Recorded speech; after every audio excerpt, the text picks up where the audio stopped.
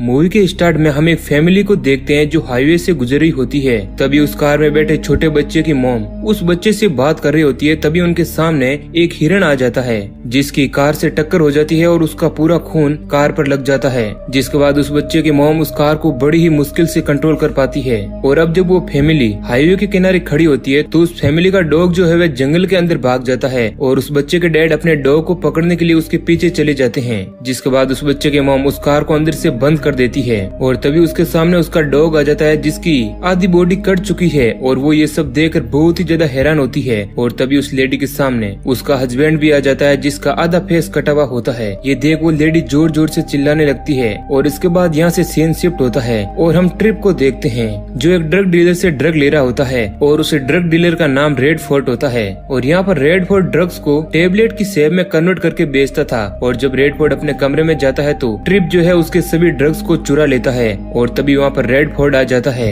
अब ट्रिप डर के मारे एरिया 52 के पास जाने वाला होता है जो एक खतरनाक रास्ता होता है और रेड फोर्ट उसे संभल कर गाड़ी चलाने के लिए कहता है। इसके बाद हम देखते हैं कि ट्रिप अपने दोस्तों के पास जाता है जो कि नेल्सन, ग्रेचन, जैक और कुकी होते हैं। और वो सभी दोस्त घूमने के लिए एरिया 52 में जाने वाले थे। और जब वो हाईवे से गुजरे होते हैं तो हमें पता चलता है कि जैक जो है वो एक अंधा आदमी है। इसके बाद वो सभी एक रेस्टोरेंट में जाते हैं और तभी ट्रिप को रेड फोर्ट का कॉल आता है और वो ट्रिप से कहता है कि उसे कैमरे के जरिए पता चल चुका है कि ट्रिप ने ही वो ड्रग्स चुराए हैं। और रेड फोर्ट इस बात से बहुत गुस्सा भी होता है और वो ट्रिप से कहता है कि वो वहीं पर आ रहा है जहाँ पर तुम लोग रुके हुए हो। अब ये सुनकर ट्रिप को बहुत ही ज्यादा डर लगता है लेकिन वो ये बात किसी को भी नहीं बताता है। और फिर वो सभी फिर से अपनी कार से आगे के सफर पर निकल जाते हैं। जिसके बाद कार के अंदर ट्रिप उन सभी दोस्तों को ड्रग्स दिखाता है और ग्रेट चैन जो है उस ड्रग को देखकर बिल्कुल भी खुश नहीं होती है और वो कार को हाईवे के किनारे रोक देती है और ट्रिप को उस कार से उतरकर दूसरी कार ढूंढने के लिए कहती है। जिसके बाद ट्रिप कहता है कि ये एक सुनसान रास्ता है, मुझे यहाँ पर कोई भी गाड़ी नहीं मिलेगी। और वो कार से उतरकर नेटवर्क ढूंढता है और उससे पता चलता है कि वहाँ पर नेटवर्क भी नहीं है। और तभी उन सबको अचानक से भूकंप का एक झटका महसूस होता है और वो सभी इस बात को भूलकर फिर से आगे बढ़ जाते हैं। अब यहाँ पर ग्रेचन ट्रिप को आगे वाले स्टॉप पर उतारने वाली होती है और जब वो कार से जा रहे होते हैं तभी उन्हें वहाँ पर एक और कार दिखती है जिसका एक्सीडेंट हो चुका है। मगर मोबाइल में नेटवर्क न होने की वजह से वे लोग पुलिस को कॉल नहीं कर पाते हैं और वो सभी एक गैस स्टेशन पर पहुँचते हैं। और वहाँ पर ग्रेचन ट्रिप को वहाँ पर छोड़कर जाने वाली होती है लेकिन अब उसकी कार वहाँ पर खराब हो जाती है। जिसके बाद ग्रेचन को ट्रिप की मदद लेनी पड़ती है और ट्रिप उस गाड़ी को ठीक करने लगता है। और जब ट्रिप उस गाड़ी को ठीक कर देता है तो उन्हें फ्यूल की भी जरूरत होती है मगर उस गैस स्टेशन पर फ्यूल बिल्कुल भी नहीं होता है। और जब वो लोग सभी वहाँ पर उस रेस्टोरेंट के अंदर जाते हैं तो उन्हें वहाँ पर कोई भी इंसान नहीं दिखता है और वो पूरा रेस्टोरेंट खाली होता है और वहाँ का फोन भी काम नहीं कर रहा था। इसके बाद वो सभी लोग परेशान हो जाते हैं और फिर वे लोग एक मोटेल रूम में रुकने का डिसाइड करते हैं। और जब जैक आराम कर रहा होता है तब वहाँ पर कुकी आती है और उसे वहाँ पर एक बुक भी मिलती है जिस पर खून लगा होता है। इसके बाद नेल्सन और ट्रिप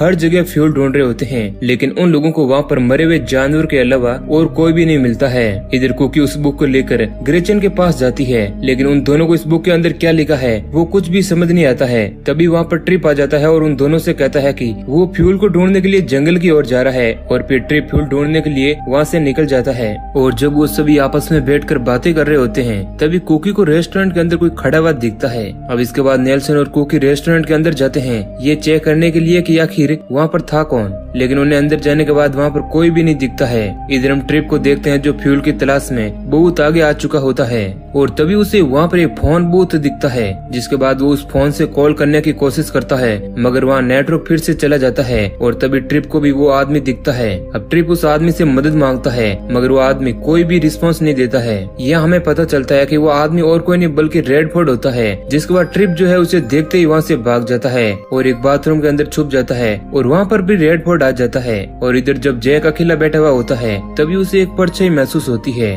इसके बाद ट्रिप जब रास्ते पर चल रहा होता है तो उसे हाईवे पर एक गाड़ी दिखती है और उसे लगता है कि वो गाड़ी रेड फोर्ट की है इसलिए वो भागकर हाईवे के किनारे पहुंच जाता है। और जब वो गाड़ी रुकती है तो हम देखते हैं कि उस गाड़ी के अंदर कोई और आदमी है जिसका नाम हेनरी था और वो अपनी वाइफ रोज की तलाश में इधर उधर भटक रहा है। इसके बाद हेनरी ट्रिप को देखकर बहुत ही अजीब तरह से हंसता है। अब ट्रिप उसे बताता है कि उसके दोस्त यहाँ से कुछ ही मील दूर फंसे हुए हैं। अब हेनरी हेनरी उसे लिफ्ट देने के लिए भी कहता है और ट्रिप बहुत सोचने के बाद हेनरी की मदद के लिए तैयार हो जाता है और फिर वो दोनों थोड़ा सफर करने के बाद उस रेस्टोरेंट तक पहुंच जाते हैं। इसके बाद हेनरी जैक और ग्रेचन को अपना नाम बताता है और कहता है कि वो उसकी वाइफ को ढूंढ रहा है, लेकिन वो उसे कहीं पर भी नहीं मिली है। तभी हेनरी को अचानक से उसकी चेस्ट के अंदर पेन होने लगता है, जिसके बाद ट्रिप उसे उसकी गाड़ी के अंदर वापस बैठा देता है। इसके बाद नेल्सन और कुकी एक कमरे के अंदर होते हैं। तभी वहाँ पर ट्रिप आ जाता है और सभी खिड़की और दरवाजे बंद करने के लिए कहता है। इसके बाद ट्रिप को एक बंकर के अंदर से कुछ अजीब आवाज आने लगती है, जिसके बाद वो उस बंकर के अंदर से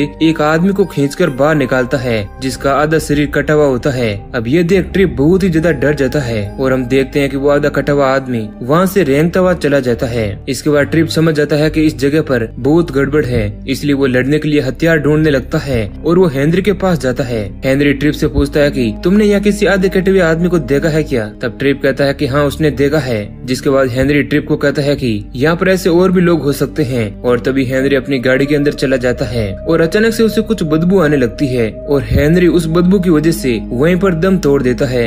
इसके बाद ट्रिप एक पाइप से हेनरी की गाड़ी से फ्यूल निकालने लगता है। तभी ट्रिप के मोबाइल पर एक कॉल आता है और कोई आदमी ट्रिप से मदद मांगने लगता है, लेकिन तभी नेटवर्क के चले जाने से फिर से कॉल कट जाता है। इसके बाद ट्रिप नेटवर्क को ढूंढने के लिए छत के ऊपर जाता है और तभी उसे वही बदबू फिर से आने लगती है जो बदबू हेनरी को आ रही थी। और हम देखते हैं कि फिर से उसे वही कॉल आती है और तभी ट्रिप के पीछे एक साया सा आ जाता है जो ट्रिप पर अटैक कर देता है। इधर हम कुकी को देखते हैं और जब वो रात को बाथरूम जाने वाले होती है तो उसे वही बदबू आने लगती है और कुकी के नाक से खून भी बहना शुरू हो जाता है और उसे कुछ भी समझ नहीं आता है कि आखिर ये हो क्या रहा है। तभी वहाँ पर वो साया आ जाता है और उसे नीचे की ओर खींचने लगता है। कुकी बहुत ही जोर जोर से चिल्लाकर हेल्प मांगने लगती है, लेकिन कोई भी उसकी आवाज को नहीं सुन पाता है। और तभी वो साया एक मशीन से कुकी के शरीर को काट देता है और इस तरह कुकी भी मारी जाती है। वहीं दूसरी ओर हम नेल्सन को देखते हैं जो कुकी को ढूंढ रहा होता है, लेकिन उसे वो कहीं पर भी नहीं मिलती है। अब इसके बाद नेल्सन कुकी के बारे में जैक से भी पूछता है, मगर जैक को कुछ भी पता नहीं होता है। इसके बाद जैक जो है लैंडलाइन फोन चेक करता है और तभी उसके पैर के नीचे वही हिरण आ जाता है जिसे हमने मूवी के स्टार्ट में देखा था। और इधर नेल्सन जो है कुकी का वेट अपने कमरे के अंदर कर रहा होता है और फिर वो म्यूजिक सुनने लगता है। तभी वही बदबू कमरे के अंदर भी आ जाती है और उसे भी बेड के नीचे से कोई खींचने लगता है, लेकिन नेल्सन किसी तरह बचकर बेड के ऊपर आ जाता है और वो चेक करता है कि आखिर बेड के नीचे कौन है और वो अपना एक जूता फेंकता है। तभी वो साया उस जूते को काट देता है और हम देख पाते हैं कि उस साये पर काटने वाली मशीन लगी होती है। और तभी नेल्सन कुछ अपने ऊपर लपेट कर कमरे की खिड़की को तोड़कर बाहर निकलता है, लेकिन जब वो बाहर निकलता है तो हम देखते हैं कि उसका गला एक कान से कट चुका है और खून निकलने की वजह से वो वहीं पर गिर जाता है। तभी वहाँ पर ग्रेचन और जैक भी आ जाते हैं और वो देखते हैं कि नेल्सन अब मर चुका है। जिसके बाद वो दोनों ट्रिप और कुकी को आवाज लगाने लगते हैं और हेनरी की गाड़ी में जाकर उसे चेक करते हैं और वो देखते हैं कि हेनरी भी मर चुका है। इसके बाद ग्रेचन जैक को फोन पर बात करने के लिए वहीं पर रोक देती है और खुद हेनरी की गन लेकर ट्रिप और कुकी को ढूंढने लगती है। इसके बाद हेनरी को फोन पर किसी की आवाज सुनाई देती है। उसे आवाज आती है कि अब तुम मरने वाले हो, इसलिए हेनरी गाड़ी से उतरकर ग्रेचन को ढूंढने लगता है।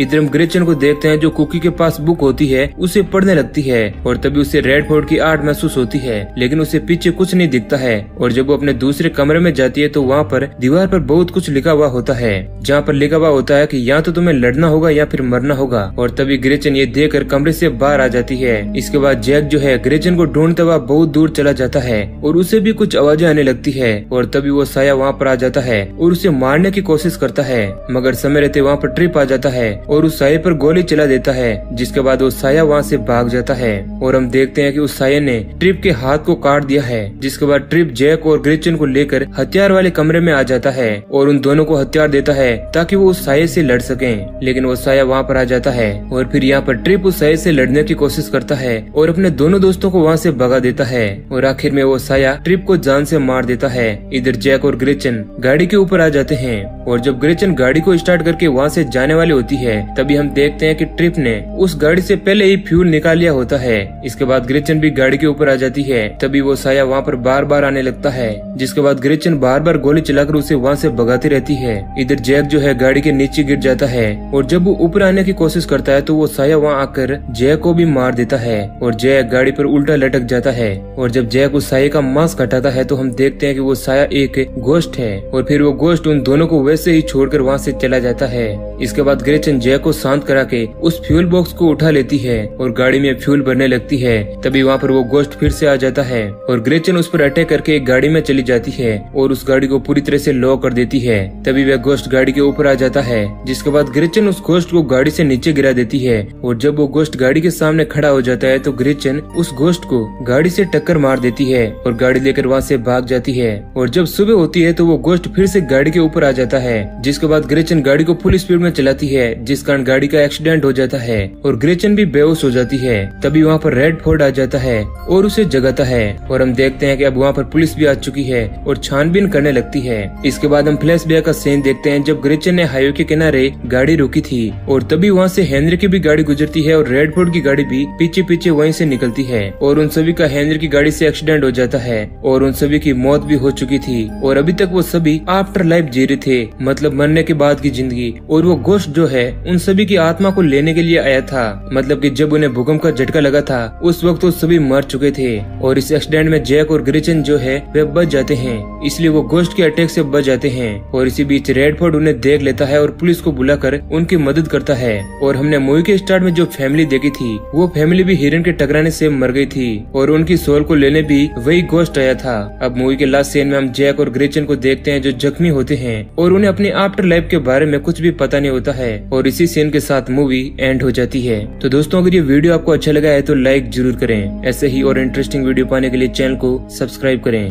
धन्यवाद।